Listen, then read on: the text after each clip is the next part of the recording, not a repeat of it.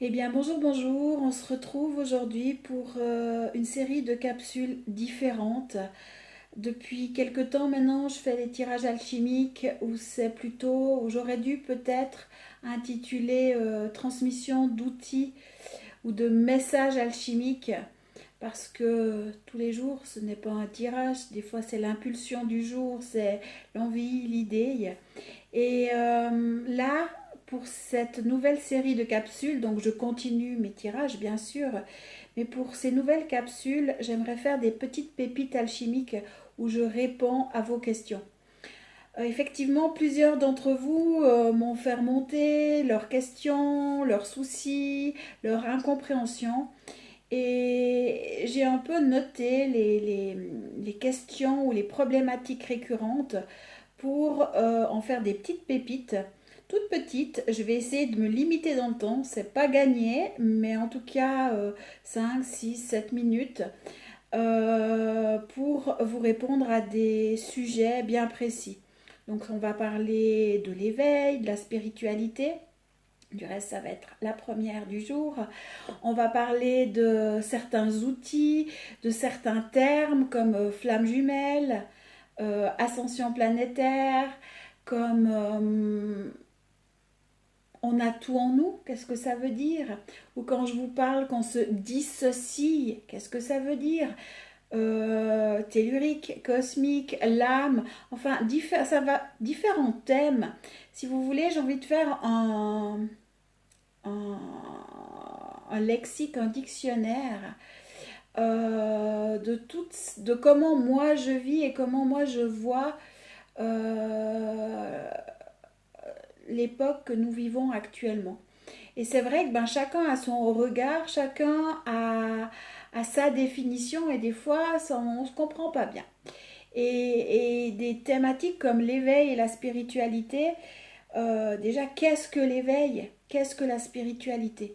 Et j'ai pu observer à travers Internet ou à travers les différents échanges faits avec d'autres thérapeutes ou avec vous-même, où tout le monde n'a pas la même définition. Alors moi, je vais vous donner mon regard sur l'éveil, sur la spiritualité, et je vais commencer par vous dire, pour moi, ce que ça n'est pas, ce que ça n'est, je bégaye, c'est pas grave, ce que c'est pas. Donc, pour moi, une personne spirituelle ou l'éveil de conscience, ça ne veut pas forcément dire d'être thérapeute ou maître Reiki, chaman, radiesthésiste, magnétiseur, médium, cartomancienne ou enfin tireur de cartes ou tireuse de cartes, sorcière. Enfin, ça ne veut pas dire pratiquer un outil de thérapie énergétique ou invisible. Ça ne veut pas dire non plus communiquer avec les anges, communiquer avec ses guides. Parce que tout ça, pour moi, ça s'apprend. C'est c'est de la connaissance. On peut en faire l'apprentissage. Ça ne veut pas dire non plus l'éveil ou la définition de spiritualité, écouter ou communiquer avec les animaux, avec les anges, avec les arbres, avec les fleurs, avec d'autres galaxies, parler une langue galactique. Pour moi, ça ne fait pas partie. Alors, non, ça ne fait pas partie de la définition de l'éveil ou de la spiritualité, ou d'être spirituel ou de vivre un éveil de conscience intérieure. Pour moi, c'est totalement autre chose. C'est pas parce qu'on est médium qu'on est éveillé. Simplement qu'on a un outil et qu'on utilise un outil qui touche à l'invisible et qu'on a cette connaissance ou cette conscience là. Et ça, c'est important de différencier.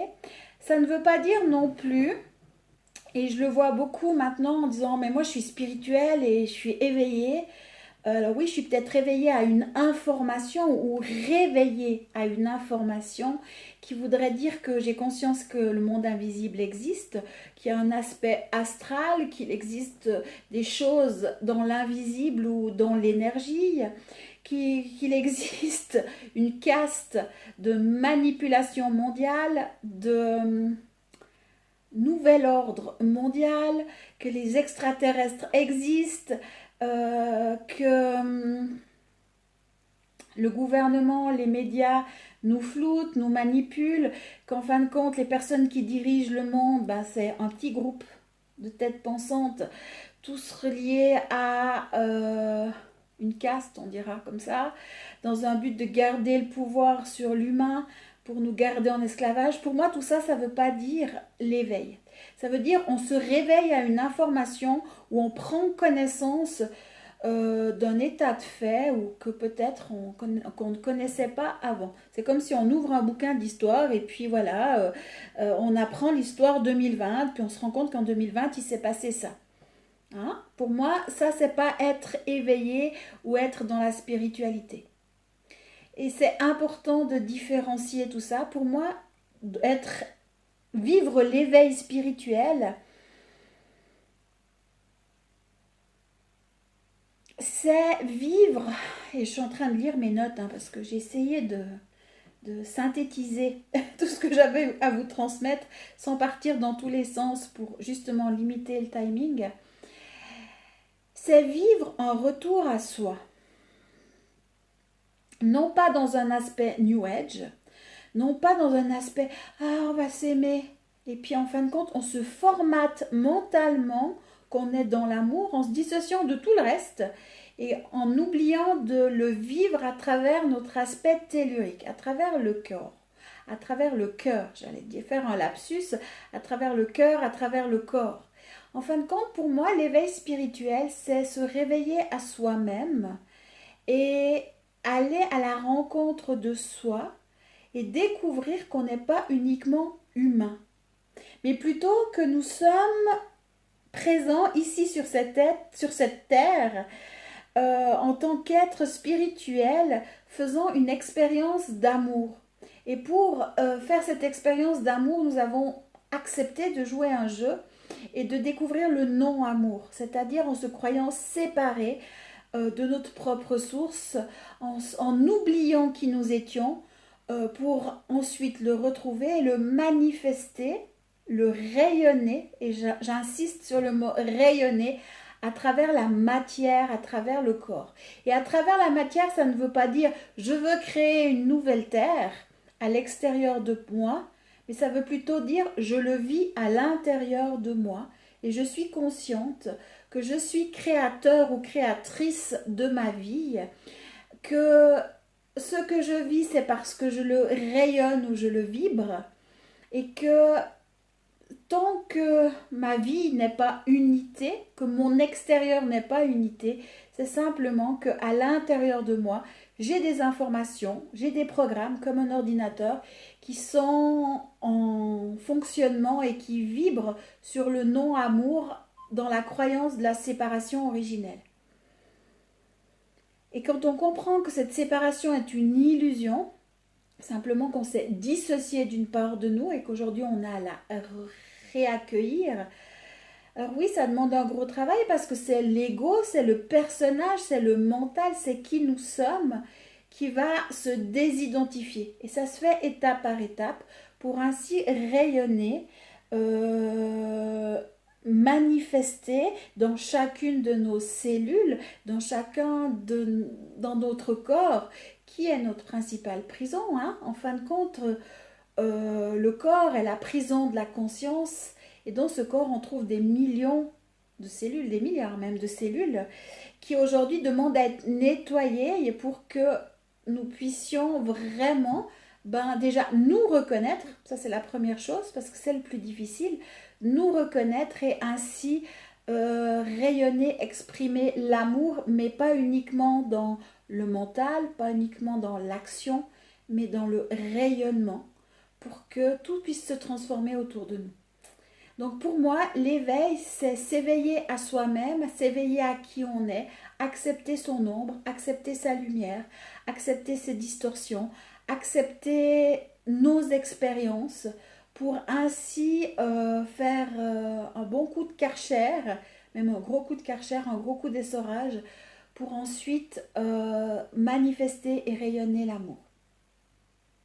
Mais c'est s'éveiller à soi, à son propre amour. à sa propre essence d'origine, tout en ayant conscience, petit à petit, qu'on est une extension divine. Mais que on a mis des habits, des couches d'habits qui ne sont pas nous, et qu'on a juste, et je dis bien juste, c'est entre guillemets, parce que le juste, c'est juste, mais c'est bien plus compliqué que ça dans l'action, à lâcher toutes ces constructions pour nous reconnaître dans notre cosmique, tellurique. Souvent cosmique, c'est assez facile, quoique tellurique, galactique, intratellurique, et retrouver l'unité en nous. Mais c'est un regard qu'on tourne à l'intérieur de nous, sur nous, et on s'éveille à notre multidimensionnalité en le vivant, non pas en le connaissant, en le vivant à l'intérieur de nous, en ressentant chacune des cellules qui le vibrent et qui vibrent l'amour vrai. Voilà pour cette première capsule. J'ai fait 11 minutes, mais j'ai fait une petite intro, donc on dira que c'est ok pour aujourd'hui. Je vous dis à bientôt pour d'autres capsules, d'autres questions. Euh, Faites-moi remonter vos questions. J'en ai une série là. Mais faites-moi remonter vos questions comme ça, ou vos thématiques. Comme ça, je pourrais les partager avec vous. Prenez soin de vous et je vous fais des gros bisous.